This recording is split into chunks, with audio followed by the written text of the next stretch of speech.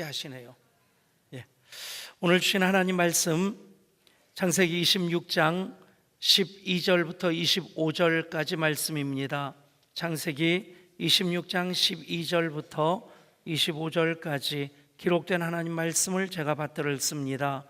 이삭이 그 땅에서 농사하여 그 해에 100배나 얻었고 여호와께서 복을 주심으로 그 사람이 장대하고 왕성하여 마침내 거부가 되어 양과 소가 떼를 이루고 종의 심이 많음으로 블렛 사람이 그를 시기하여 그 아버지 아브라함 때에 그 아버지의 종들이 판 모든 우물을 막고 흙으로 메웠더라.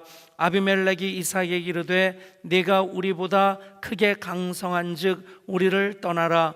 이삭이 그곳을 떠나 그랄 골짜기에 장막을 치고 거기 거류하며 그 아버지 아브라함 때 팠던 우물들을 다시 팠으니 이는 아브라함이 죽은 후에 블렛 사람이 그 우물들을 메웠음이라.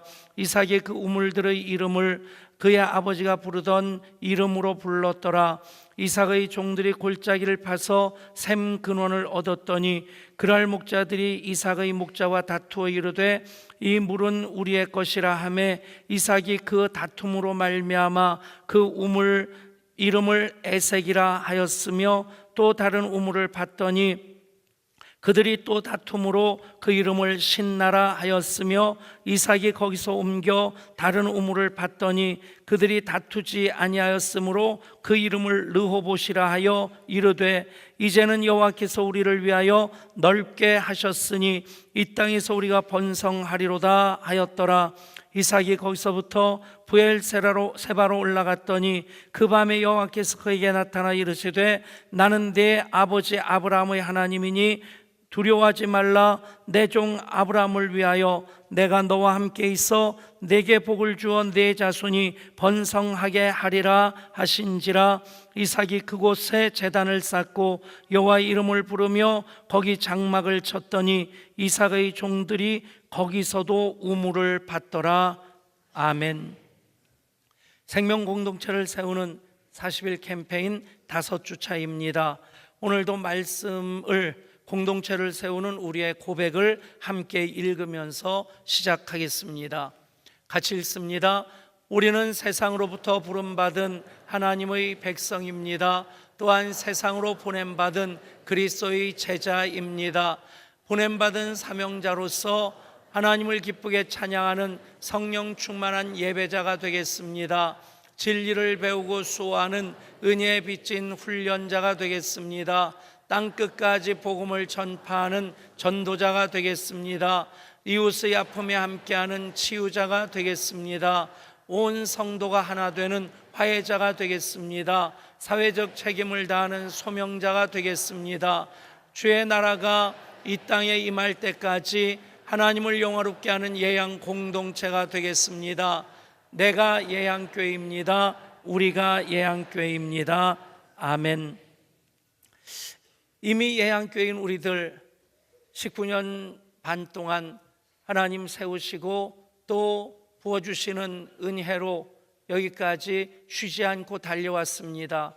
20주년을 맞이하면서 2019년 사순절 그리스도 예수 안에서 함께 세우자는 교회의 모습이 어떠해야 될까 생캠 40일을 통해 점검하고 있습니다. 예배자로부터 시작해서 훈련자, 전도자, 치유자, 그리고 화해자로, 그리고 사회적 책임을 다하는 소명자의 삶을 이어 살 때에 우리는 계속해서 머리이신 그리스도까지 자라가게 되고 표대를 향하여 부르심의 상을 얻기까지 달려가게 될 줄 믿습니다. 예배자로 하나님을 만나게 되면 우리는 더 온전한 예배의 삶을 위해서 훈련하게 되고 그 훈련의 목적은 또 전도입니다. 전도를 통해서 하나님께서 묶인 것 풀어주시는 치유 역사를 우리가 앞장서 감당해내게 되고 그럼으로써 우리는 하나님과 원수된 이 세상을 하나 되게 하는 이웃 성도들이 하나 되고 이웃과 하나 되는 화해자의 삶을 살아가게 됩니다. 오늘의 주제는 화해입니다. 한번 따라 하시겠습니까? 온 성도가 하나 되는 화해자가 되겠습니다. 그렇습니다. 화해자의 삶을 살고자 할 때에 가장 중요한 요소 중에 하나가 온유입니다. 온유 없이 화해를 이룰 수 없고, 또 온유 없는 화해라고 한다면 또 다른 다툼의 시작이 될 것입니다. 예수님 이 땅에 오셨습니다. 십자가를 통해서 하나님의 구원을 완성하셨습니다. 그 일은 바로 죄로 말미암아 이 세상이 하나님과 원수가 되어 있었는데, 죄는 모든 것을 분리되게 만듭니다. 부부 사이에도 죄가 있으면 남편과 아내의 관계가 분리되어집니다. 부모와 자녀 사이에도 죄가 있으면 그 관계가 깨어지고 분리되어지게 됩니다. 죄 때문에 하나님과 사람들이 갈라져 있는 그것을 예수님 십자가를 통해서 하나 되게 하셨습니다.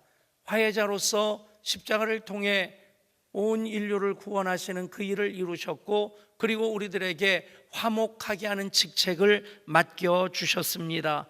그 일을 이룰 때 우리들에게 필요한 성품이 바로 온유입니다. 온유는 부드러움입니다. 노자가 젊었을 때 스승인 상용을 존경했는데 그 스승이 노환으로 자리에 눕게 됩니다. 스승을 찾아가서 마지막 남길 교훈을 부탁했을 때 스승인 상용은 그 부탁을 하는 노자 앞에서 입을 딱 벌렸습니다. 그리고 묻습니다. 내 입속에 이가 있더냐? 하나도 없습니다. 그러면 혀가 있더냐? 그대로 있습니다. 그러자 상용이 빙긋 웃으면서 내가 그대에게 무슨 교훈을 주고자 하는지 알겠느냐?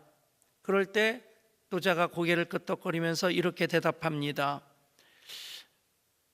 예, 강한 것이 먼저 없어지고 부드러운 것이 남는다는 말씀이 아닙니까?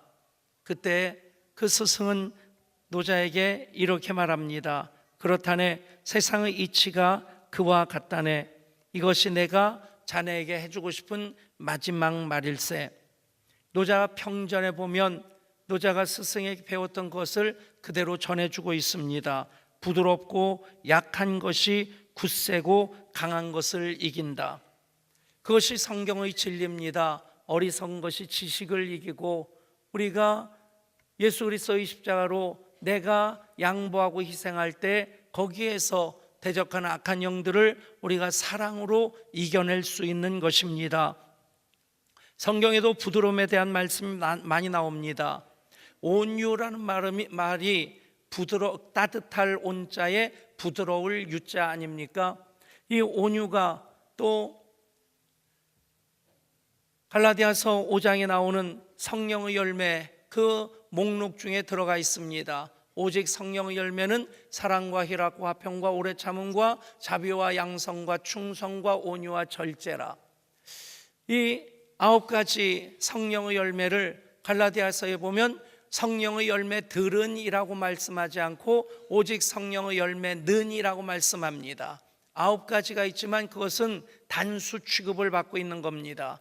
마치 여러 개 포도알맹이가 달려있지만 포도송이 하나 가지 잡아 들어올리면 다 딸려오는 것처럼 이 9가지 취사 선택할 수 있는 대상이 아니라 그대로 성령의 열매가 돼야 된다는 것입니다. 성령의 열매가 사랑으로부터 시작해서 절제까지 그 어떤 하나도 빠질 수 없는 것은 이 사랑, 희랑, 화평, 오래 참음, 자비, 양성, 충성, 온유, 절제가 그대로 예수님의 성품이기 때문에 그렇습니다. 예수님은 온유하신 분이십니다. 그래서 제자들은 하늘을 명해서 불이 내려 이 사람들을 다 멸하게 해주십시오. 그렇게 씩씩될 때에 내가 12영이나 되는 천군 천사를 통해 이들을 멸할 수 있으나 그것이 하나님의 뜻이 아니다. 끝까지 참으십니다. 쭉 끝까지 기다려 주십니다.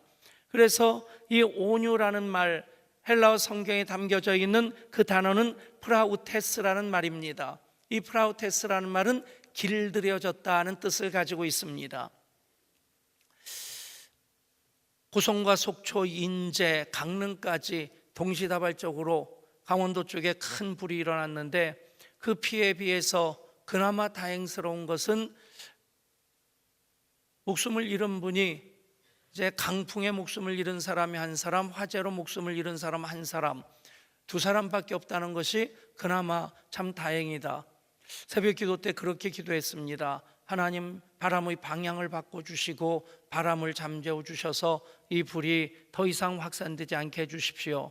물론 소방관들이 목숨 걸고 사투를 벌이면서 불을 껐습니다. 일사불란하게 움직인 그 소방관들 참 대단하다. 마음으로 응원을 보내고 또 박수를 해야 될 만큼 참 대단한 일을 했습니다. 그럼에도 그 기도를 한 우리들은 밤새 그렇게 강풍이 불어서 이 불의 속도가 이 CCTV를 보니까 그냥 막 날아다니더라고요. 불이 날아다니니까 어쩜 그렇게 밤사이에 이 발화 지점에서부터 바닷가까지 그렇게 막 날아가듯 불이 번지겠습니까? 그나마 사람들은 긴급 대피를 하고 또 화약 창고에 있는 화약도 또 급하게 옮겨서 더 큰 피해는 막았는데, 잔불을 정리하고 피해를 확인하기 위해서 사람들이 가보니까 사람들은 급히 피하느라고 동물들을 피신을 시키질 못해서 끈에 묶여있던, 목줄에 묶여있던 개들이 그대로 불에 거슬려 가지고 데이고 털이 타고, 그런 가운데서 이 개들이 얼마나 참 뭐라고 할까요? 분노에 가득해 가지고 나를 버리고 가신 님은 십리도 못 가서 발병나네, 그러면서 주인 비슷하게 생긴 사람이 오면 왈왈 짖어대고 막 물려고 해야 될 텐데, 이 개들은 꼬리를 치면서 낑낑거리면서 사람의 손길을 오히려 그리워하는, 여러분, 일이나 늑대도 다 객과 동물입니다.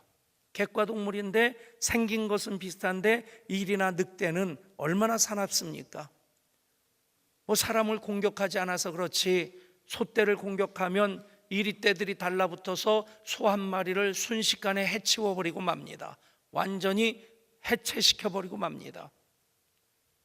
그러면 똑같은 객과 동물인데 이 일이나 늑대와 집에서 키우는 개와의 차이가 무엇입니까? 길들여졌다는 겁니다. 길들여졌을 때 그 힘이 공격하는 데 쓰여지는 것이 아니라 주인께 순종하고 충성하는 데 쓰여지게 된다는 것입니다. 야생마가 얼마나 사납습니까? 그 야생마 타고 얼마나 누가 오래 버티느냐 게임하는 것이 로데오 경기입니다.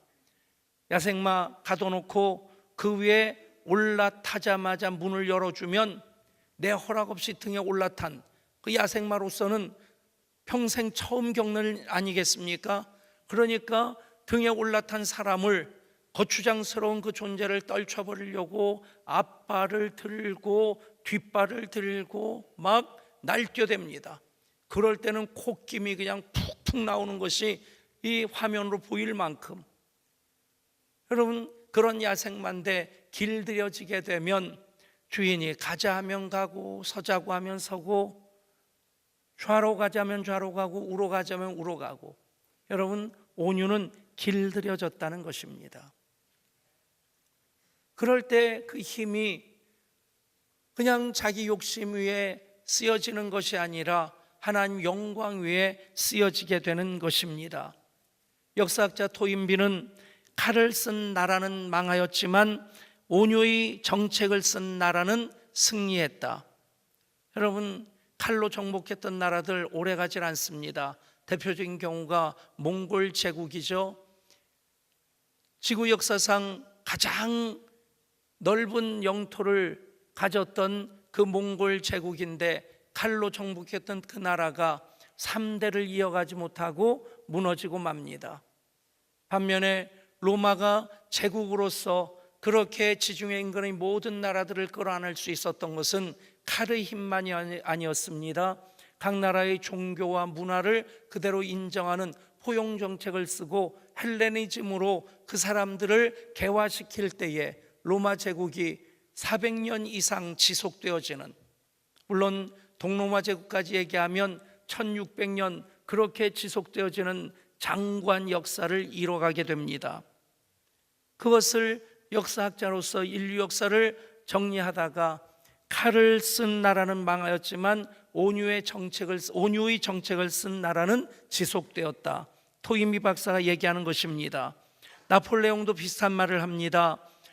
전 세계 정복을 꿈꾸었지만 결국에 세인트 헬레나 섬으로 유배를 가서 거기서 일생을 마치게 됩니다.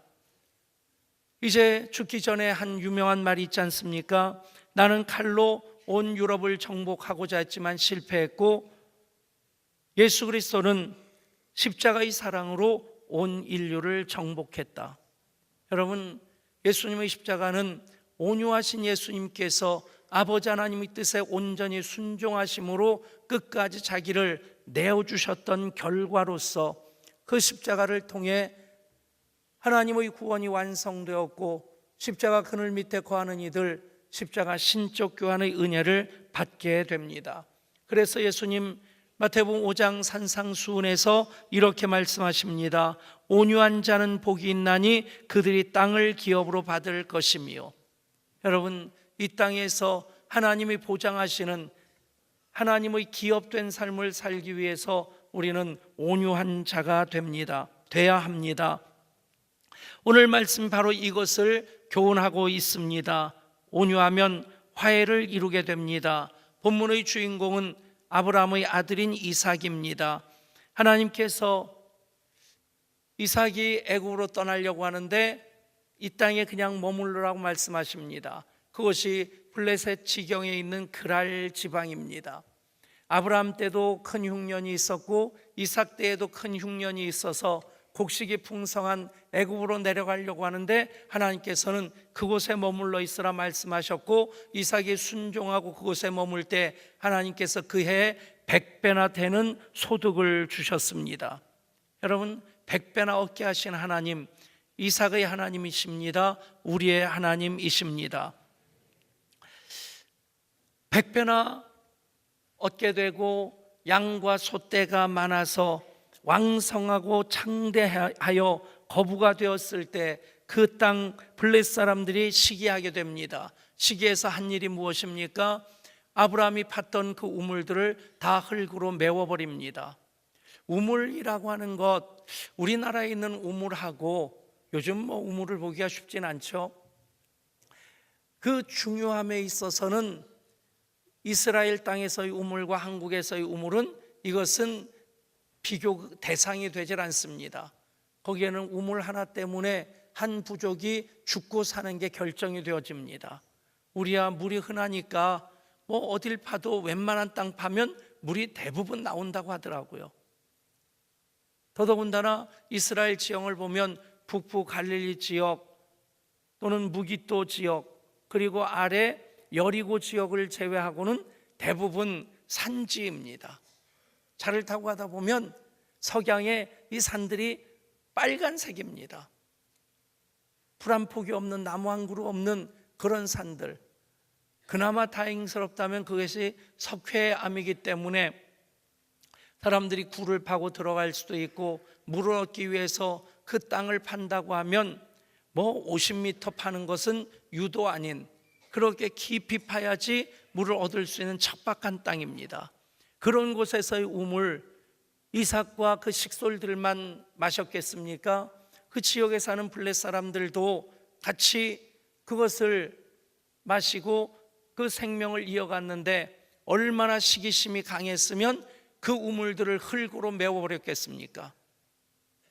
여러분, 사람이 흥분하게 되면 앞뒤 구분이 안 됩니다.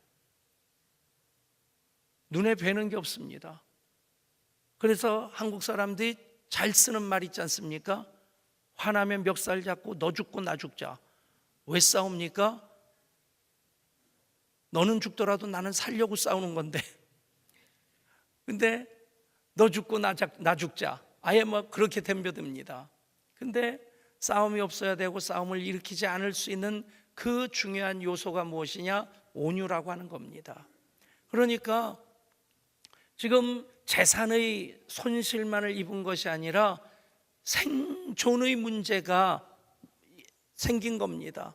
그런 가운데 이삭이 멱살 잡고 대들 수 있겠지만 부족을 일으켜서 전쟁을 불사하고 그렇게 거세게 항해할 수 있었겠지만 이삭은 그곳을 떠납니다.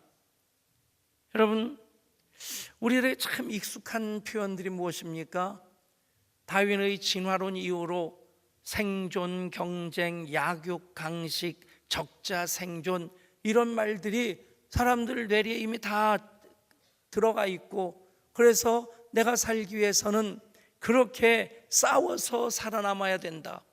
그러나 여러분, 동물학자들이 얘기하는 것은 강한 동물이 생존하는 게 아니라 적응을 잘하는 동물이 생존하게 된다는 겁니다. 강한 동물들은 어디 가나 다 보호, 1급 보호 대상입니다. 멸종 위기입니다. 사자도 그렇고 호랑이도 그렇고 코뿔소도 그렇고 강한 짐승들일수록 오히려 멸종 위기에 처해 있고요. 그러니까 동물학자들 하는 말이 맞는 말입니다. 강한 종이 살아남는 것이 아니라 적응을 잘하는 종이 살아남는다. 여러분, 그리스도인으로서 이 세상 속에서 단지 살아남기 위해서가 아니라 거룩한 영향력을 끼치기 위해서 꼭 있어야 될 게 무엇입니까? 바로 온유입니다. 이삭이 양보하고 또 양보했습니다. 특별히 한국 사람으로서는 멱살 잡고 너 죽고 나 죽자 덤벼드는 것이 그게 한국 사람의 속성인데, 그래서 필리핀에서 가끔가다 우리 교민들이 총 맞아 죽었다는 그런 뉴스들을 접하게 됩니다. 그런데 그런 뉴스들을 조금 주의 깊게 보면요, 금품을 노린 범죄가 아니다라는 것이 거의 대부분 그 뉴스에 들어가 있어요. 돈을 빼앗기 위해서 목숨을 빼앗은 게 아니라는 거예요. 돈 많은 사람은 한국 사람들보다 중국인이랍니다. 근데 중국 사람들은 잘 안 죽는데 한국 사람들이 자꾸 죽는 거예요. 왜냐하면 술 때문이랍니다. 한국 사람은 술 먹고 시비가 붙으면 진짜 눈에 뵈는 게 없고 앞뒤 가리지 않습니다. 얼굴이 벌게 가지고 손가락 잡으면서 너 이따 봐, 너 죽일 거야 막 그러면서, 그러면 우리나라 사람들은 너무 그런 장면들을 많이 봐서 그냥 술 깨면 괜찮겠지, 나중에 술 깨면 멀쩡해집니다. 그런데 필리핀 사람들은 이런 걸 난생 처음 보는 겁니다.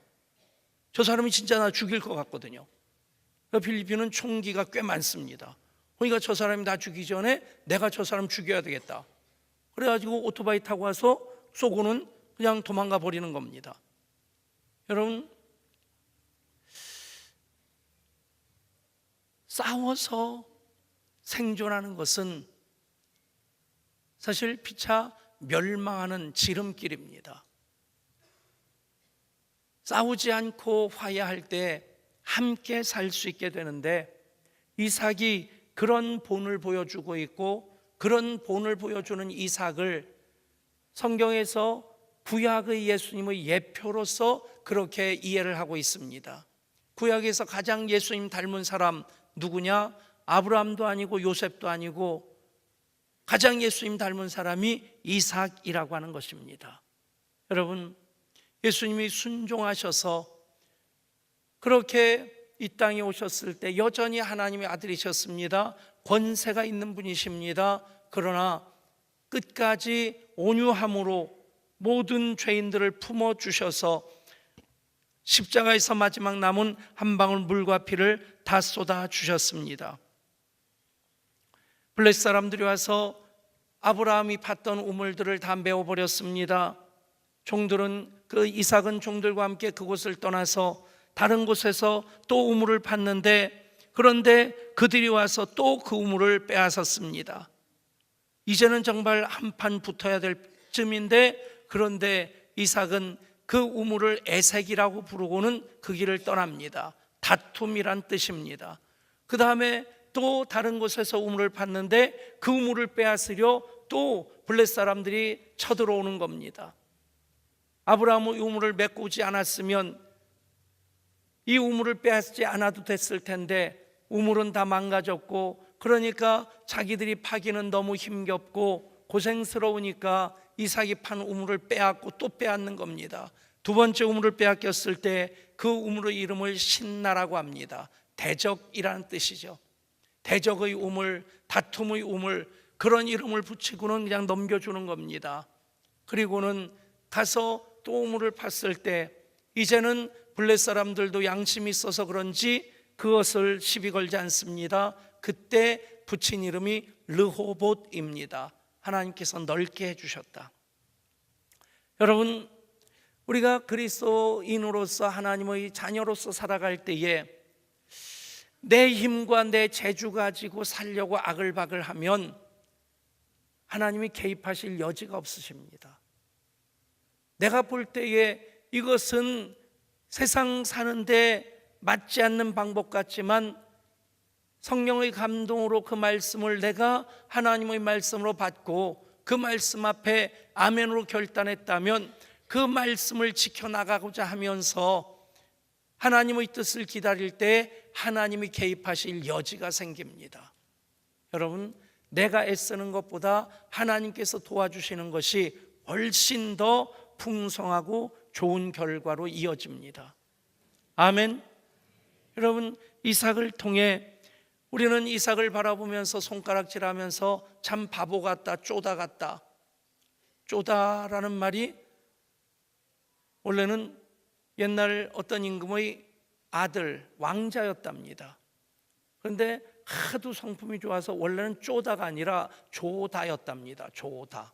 조다인데 뭐 왕자니까 얼마나 많은 게 있겠어요. 근데 이것저것 다른 사람한테 주기를 좋아하고 왕위를 이어받을 수 있는 그 권리가 있는데도 왕이 되기를 원치 아니하고, 그래서 하도 사람 좋은 사람을 만나면 조다 같다 했는데 우리는 좀 이 억세게 발음하는 걸 좋아하지 않습니까? 그게 쪼다가 됐답니다. 그러니까 사실 쪼다 같다는 얘기는 나쁜 얘기가 아닙니다. 바보 같고 쪼다 같다. 세상 사람들이 교회를 볼 때 그렇게 볼 수 있어야 됩니다. 이삭이 그러지 않았습니까? 우물을 파서 빼앗기고 우물을 파고 또 빼앗기고 그랬는데, 그렇게 하나님을 의뢰하면서 온유한 성품으로 싸우지 않고 다투지 않고 계속해서 내어주고 또 내어줄 수 있었던 것은 하나님이 100배나 얻게 하신 하나님이심을 믿었기 때문입니다. 그 하나님 경험, 어떤 경우든지 여러분, 하나님 사랑하시는 자, 곧 그 뜻대로 부르심을 입은 자들에게는 모든 것이 합력하여 선을 이룹니다. 아멘. 그 하나님 의뢰하는 믿음이 있었기에 그는 내주고 또 내줄 수 있었습니다. 여러분, 적어도 우리가 예배자로서 어제와 오늘 비교한다면 어제보다 나은 오늘이 돼야 될 겁니다. 오늘과 내일을 비교한다면 오늘보다 더 성숙해지고 더 변화된 우리들이 돼야 될 줄 믿습니다. 여러분, 이삭이 그렇게 온유함으로 화평을 이룰 때에 그때 하나님께서 행하신 일이 무엇입니까? 번성하게 하시는 일입니다. 전체적인 이해를 위해서 19절부터 이 말씀을 다시 한번 제가 읽습니다. 이삭의 종들이 골짜기를 파서 샘 근원을 얻었더니 그랄 목자들이 이삭의 목자와 다투어 이르되 이 물은 우리의 것이라 하매 이삭이 그 다툼으로 말미암아 그 우물 이름을 에색이라 하였으며 또 다른 우물을 팠더니 그들이 또 다툼으로 그 이름을 신나라 하였으며 이삭이 거기서 옮겨 다른 우물을 팠더니 그들이 다투지 아니하였으므로 그 이름을 르호봇이라 하여 이르되 이제는 여호와께서 우리를 위하여 넓게 하셨으니 이 땅에서 우리가 번성하리로다 하였더라. 이삭이 거기서부터 브엘세바로 올라갔더니 그 밤에 여호와께서 그에게 나타나 이르시되 나는 네 아버지 아브라함의 하나님이니 두려워하지 말라. 내 종 아브라함을 위하여 내가 너와 함께 있어 내게 복을 주어 네 자손이 번성하게 하리라 하신지라. 이삭이 그곳에 제단을 쌓고 여호와의 이름을 부르며 거기 장막을 쳤더니 이삭의 종들이 거기서도 우물을 팠더라. 아멘. 100배나 부어주신 하나님을 의뢰함으로 온유함으로 화평을 이룰 때에 하나님께서 이삭을 번성하게 하십니다. 아비멜렉, 그 의미로 보면 왕들의 아버지라는 뜻입니다. 아비라는 말은 우리말과 비슷하게 아버지란 뜻이고 멜렉은 왕이란 뜻입니다. 왕들의 아버지. 블레셋 왕의 이름이 아비멜렉입니다. 애굽의 왕의 이름은 바로고 로마의 왕의 이름은 케사르, 시저라고도 하죠. 그렇게 이름을 부르는데, 근데 이 아비멜렉이 이삭의 우물을 빼앗고 그렇게 싸웠는데 이제는 찾아와서 화해를 청합니다. 26절 이하의 말씀 보면 아비멜렉이 그 친구 아우삭과 군대장과 비골과 더불어 그랄에서부터 이삭에게로 온지라. 그리고 무슨 말을 합니까? 그들이 이르되 여호와께서 너와 함께 계심을 우리가 보았으므로 우리 사이 곧 우리와 너 사이에 맹세하여 너와 계약을 맺으리라 말하였노라. 너는 우리를 해하지 말라. 이는 우리가 너를 범하지 아니하고 선한 일만 내게 행하여 내가 평안히 가게 하였음이라. 이제 너는 여호와께 복을 받은 자니라. 사실 보면 굉장히 뻔뻔스러운 거예요.